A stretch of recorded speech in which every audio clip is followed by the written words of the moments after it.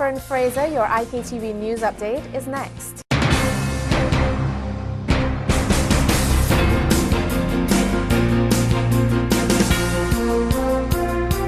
5 members of a Chateaubriand family are now homeless. Another member of that same family is temporarily housed at Her Majesty's prisons after a fire destroyed the bottom story of the family's 2-story unfinished home.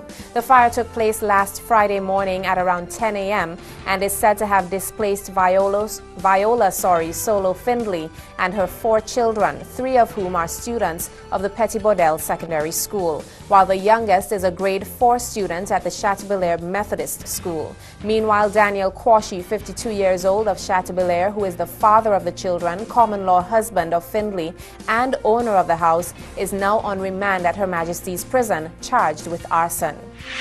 The International Airport Development Company, the IADC, has been seeking to further market the idea of the benefits of building the proposed international airport. At a forum organized by the Chamber of Industry and Commerce to enlighten the business community on the advantages of the proposed international airport, the IADC presented what it sees as advantages of the proposed airport. Dr. Rudy Matthews of the IADC says the project will, by the end of 2010, employ over 250 Vincentians. He promises that the airport will boast what he describes as a beautiful terminal building. It is going to be 11,600 square meters of floor space. It is nearly 3 times the size of the terminal building at Andersville. And this beautiful building we will start constructing before year end. Mr. Matthews says that in 2 years' time, the airport will transform the business environment in St. Vincent. In fact, whenever somebody comes to visit us at the airport, especially a foreign business person, they always make the point that this airport is going to transform St. Vincent in ways that Vincentians cannot conceive of, nor will recognize in many years to come. In addition, Mr. Matthews informed the Chamber that British Airways is eagerly anticipating flying into St. Vincent and the Grenadines as soon as the airport is complete. Minister Beach told us about the desire of British Airways. They are waiting, raring to go. They are prepared to fly in here as soon as the airport is open. Among the other advantages, he says, will be lower air freight, and he insists the airport will remove the hassle of travel that now exists. The 2010-2011 cruise ship season officially opened yesterday and saw the arrival of the Grand Princess, the first cruise ship of the season. Manager of Human Resources and Corporate Affairs at the Port Authority, Charmaine Tappan-John, said the Grand Princess brought over 2,000 passengers to the nation's shores. She said the recent installation of the high-scan inspection X-ray system at the cruise ship terminal was also a welcomed initiative by the visitors. Chief Operating Officer at the St. Vincent and the Grenadines Tourism Authority, Faylene Findlay Scrubs, says there are 131 scheduled cruise ship arrivals for the 2010-2011 cruise ship season, and the Tourism Authority is projecting a great season for St. Vincent and the Grenadines.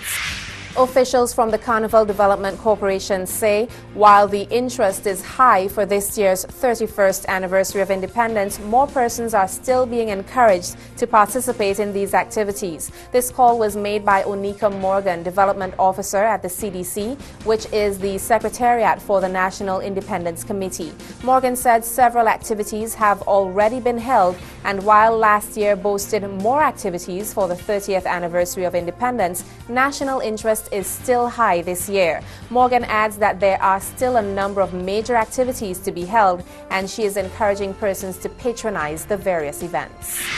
The St. Vincent and the Grenadines Medical Association says its fundraising efforts, such as last week's Pink Cap City Walk, only touched the surface of what's needed to treat women with breast cancer. The association's activities coordinator, Dr. Rosalind Ambrose, says it costs several $100,000 to treat one woman with breast cancer in the first year. She says in spite of the financial shortcomings, the association continues to help women where it can.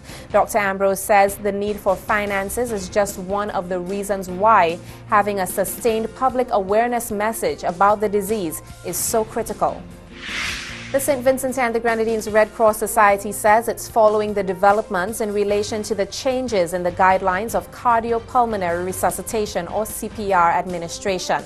On Monday, the American Heart Association issued new guidelines when it comes to performing CPR, and they have switched the order of the steps to take.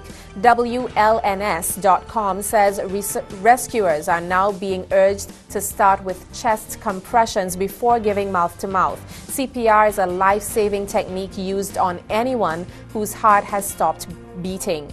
The local Red Cross is now in the midst of a CPR training program, which has also seen preschool teachers, ancillary staff at the Milton Katie Memorial Hospital, and staff at the Buckermont Beach Resort receiving training in CPR as prescribed by the American Red Cross. The officials said they will continue with the current guidelines until they have been instructed to do otherwise by the American Red Cross.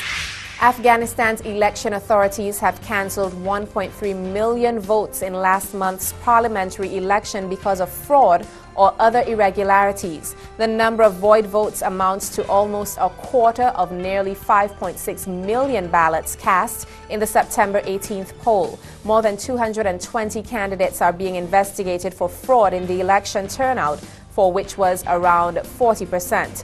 Final results are not expected before the end of the month once poll investigators finish their work.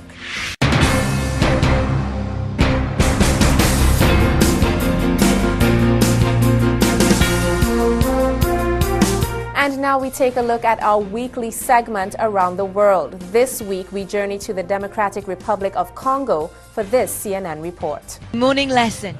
The children bent over their notebooks. But these pupils aren't practicing their handwriting or arithmetic. They're drawing traumatic scenes from their past. Villages under attack by gunmen. And until very recently, some of the children in this classroom were among those gunmen. The UN estimates tens of thousands of children in the Congo are fighting in armed groups. Many are orphans. Many were forced to join the lawless militia that have ravaged this part of the Congo. Kasele is the center's most recent admission. He joined a rebel militia at the age of 12 after his brother was killed. When my brother was killed by a local militia, I knew I had to join an armed group. It's the only way you can protect yourself. After spending the last 5 years in various militias and even at one point joining the Congolese army, he decided it was time to leave after a childhood stolen by combat. That life of fighting and death, I don't even remember the things I did. All the killing. I want a normal life. I want to study. That's why when I heard about this center, I came here. Papi is a teacher here, but 9 years ago, he too was a child soldier. I'm at university. I'm studying hard. I want to be a human rights lawyer. All these things I tell the children because I want them to know there is a place for us back in normal society. I want them to know they can have a life. Across town in the center's other unit are the victims of the groups the child soldiers fought with. This is the unit where unaccompanied children are brought. Children who've been found at the site of attacks and violence, and their parents have either had to flee without them or were killed. Sandrine here is the youngest in the center, and she's just a year and a half old. The next youngest, Zakayo, is just 3. He was brought in by Congolese soldiers after they chased militiamen away from a village that was being looted. No one knows if his parents are still alive. Zakayo told the nurses at the center his name, but hasn't spoken since. You can see he's severely malnourished. This is how most of the children arrive. But we give them milk and we give them love. They slowly get better.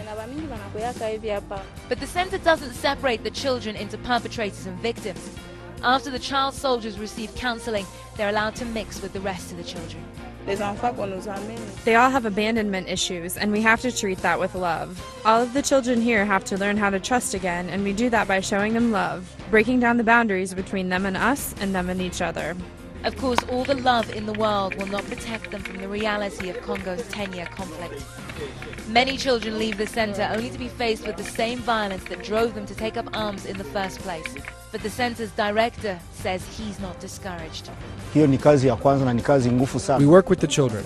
We work with the armed groups. We work with the government. This is how you build peace, from inside society. 6,000 child soldiers have been through this center since it opened 20 years ago. And the children, they go back to their villages and they tell other children, no, carrying a gun is not the way, and so peace will come. And that's what the children are singing for.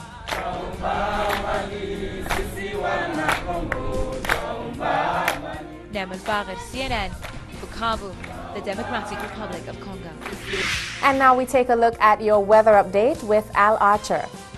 Good evening. We have a non-tropical storm system aloft now spinning its way across the eastern Caribbean. A little bit better to find than it was, even 12, 18 hours ago.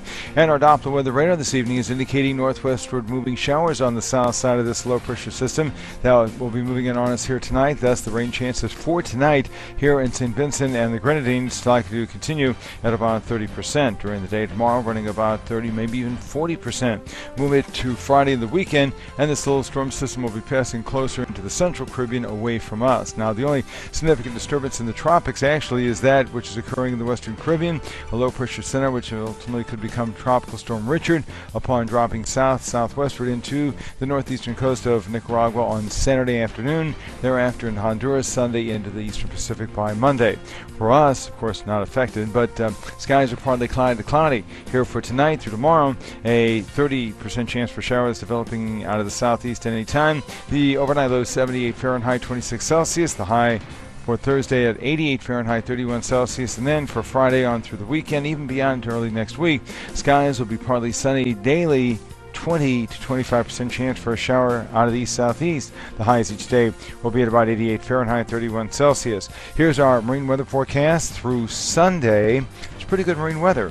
Winds northeast to east running 10 to 15 knots. I've got seas tonight at 1.5 to 2 meters. Thursday through Sunday at 2 meters. And tides here in Kingstown. We're going to start out first of all tonight with a low at 8:53 for tomorrow. High at 4:06 in the morning, low at 12:52 in the afternoon. I'm meteorologist Alan Archer. Sure, we'll have a little more than our usual share of clouds, showers around here tonight into tomorrow on IKTV. It's all about you. Sports is up next.